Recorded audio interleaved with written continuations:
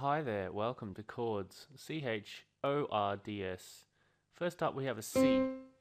We're going to add the basic principle for a chord above this by using the 1-3-5 principle. So if we go C, we add a 3 above that, well C, D, E will be the third, C, D, E, F, G will be the fifth. So that's a major chord because C major is, there's no sharps and flats.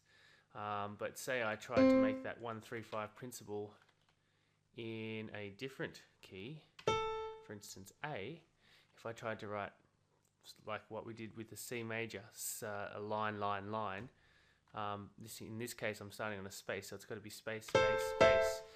Now that's not a major chord because you can see that A to C down here on the keyboard is actually a minor third, 3 semitones, and it's also because key of A major has a C sharp in it, 3 sharps, fat cat got. So for a major chord you'd have to make an A to C sharp.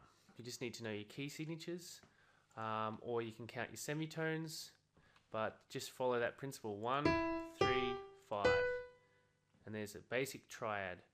So we could make a triad over here. Okay, now that one gets a bit tricky, doesn't it? Because pretty much every chord diatonically in the key will have, you know, sharps and flats in the correct position if you know what key you're in. But this one here, B chord, as I was saying in the intervals one, the first and the fifth note usually echo each other whether they're flat or sharp. So for instance, if I'm in A sharp, the E will be sharp also. That'll be a perfect fifth. Okay, with B and B flat and F sharp, they have a little bit different first to the fifth note because of the counting of the semitones. So this one here has to be a B to an F sharp for a perfect fifth, 7 semitones. 1, 2, 3, 4, 5, 6, 7. So B to F sharp. Right, so 1-3-5 for major and minor chords. Now, well, let's do minor chords. So I've got a minor chord here, an E minor chord, but you say, oh, well, the flat 3, that's what you say for a minor chord, the third note is flat. Well, that doesn't have to be flat or else it's not right. It doesn't sound right. It sounds more like that's a sus2, or that's a sus2 there. Anyway, so this one here doesn't have the third note flat because key of E major has fat cat got drowned, so 4 sharps. So it has to have a G sharp for the major chord. So therefore, the minor chord has 1 semitone down. You flatten that third note from a major chord to make a minor chord. So flatten it, we just go back to natural. Okay? So there's the G natural. So now we've got an E minor chord. Alright, so how do you make a diminished chord? Well, you take a minor chord and you flatten or semitone down the fifth note. Diminish. There we go. Ooh. Okay, let's hear those together.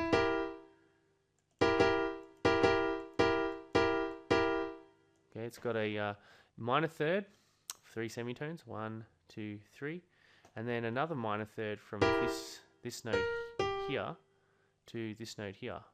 Okay, so you can see that 1, 2, 3 from the G to the B flat is a minor third.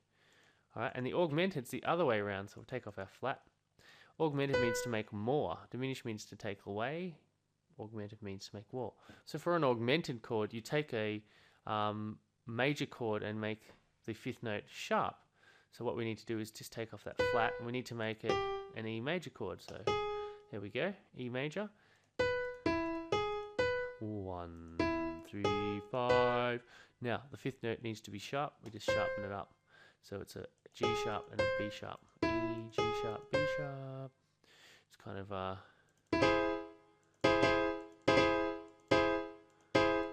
okay, compared to major, compared to minor, compared to diminished. Alright. So if I play those chords on the keyboard, you might be able to see how they sound. So here's an E, we'll start with an E major. then we'll go to an E minor, then we'll go to an E diminished, and then we'll go back up to a minor, and now a major,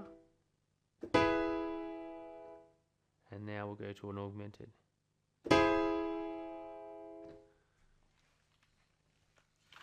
Alright, so if you had to make them in C, which is what you probably want to learn how to do first because there's no sharps and flats, makes it a bit easier. 1, 3, 5. What do I do? For a C major, it's really nice and easy because if you just remember well, the third note has to be flattened for a minor chord, the fifth note has to be flattened for a diminished chord, and the fifth note has to be sharpened for an augmented chord. So at the moment this is C major. Alright, and then let's do this one here will be, let's do a C minor. Okay, so you can see that's C minor with the flat 3 in the middle. Now let's do a C diminished. Okay, you can see that that is a flat 3 and a flat 5. I forgot to do that before. Flat 3 and a flat 5, because you take a minor chord and you flatten the fifth note. Okay, there's a diminished chord. Money by ABBA.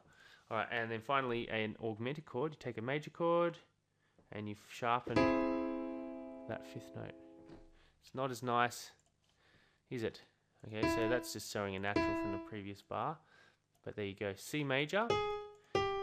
Alright, so you take a C major chord and you sharpen the fifth note to a, in this case, a G sharp. Alright, so this one's A diminished, and this one is C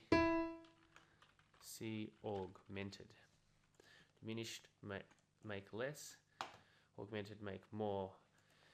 Now, where are they used and how do they sound in music? Well, the diminished chord, if we're talking about diatonic chords, in the major scale, 7th chord. Okay, the 7th chord.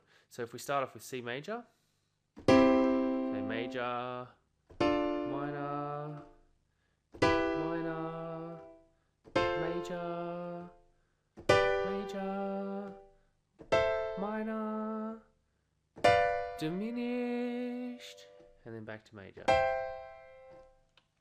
Okay, so let's change it to G major. You can see in the transpose, it's going in the circle of fifth, C to G, to D, to A, etc. So click OK, and it will transpose it nicely for us. Now you can see G major, how many sharps? 1. Why has it got 2? Because there's 2 bars. That's a bit silly, isn't it, Mr. Birchall? So you can try and imagine that with the G major,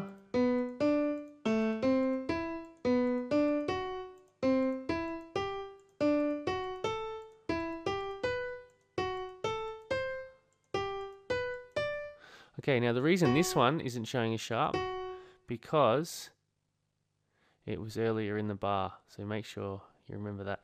Now this one's diminished. It doesn't look diminished because that top note's not flat. It's weird, alright? So why is it diminished? Well, let's have a look. Well, it's to do with the intervals between these notes, because we know that with a diminished chord it's made up of 2 minor thirds.